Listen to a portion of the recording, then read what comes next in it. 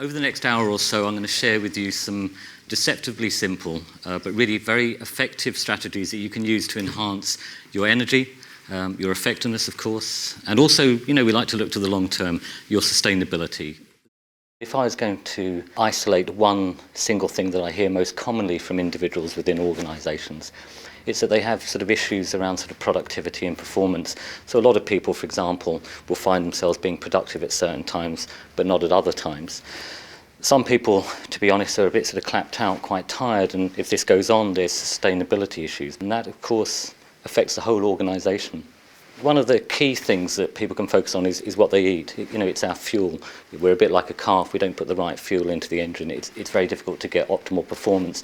So there's specific ways of eating, basically not bread, in a way that really optimizes, if you like, blood sugar balance and therefore energy. So that's one very simple thing. Not having, for example, sandwiches at lunch, but choosing something else that's going to be more sustaining and is going to give sort of longer energy.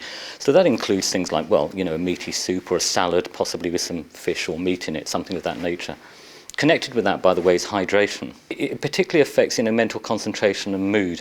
And so if individuals drink a little bit more water, enough, for example, to make the urine pale yellow throughout the day, then that's also a very good thing.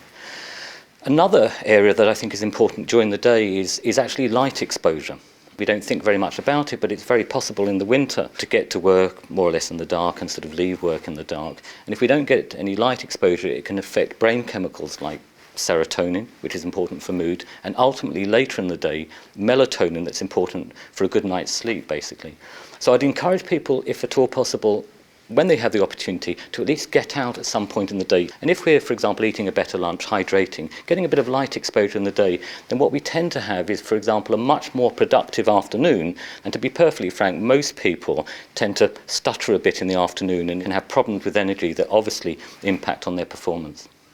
There's lots of things that companies can do very simply to help their individuals, support them. You can run programs that have both an educational component but also individualized coaching. One of the programs that I run for one of my clients has been running for 19 years. It's been exported to North America and Africa and Europe. The reason that it runs is because it's so successful. So what we know as a result of people going through that sort of program is that ultimately they feel better, they function better, okay?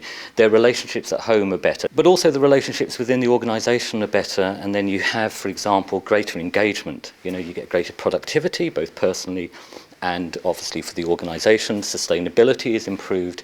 So I think all of these things mean that ultimately these sorts of interventions have a really important impact on an organisation's bottom line.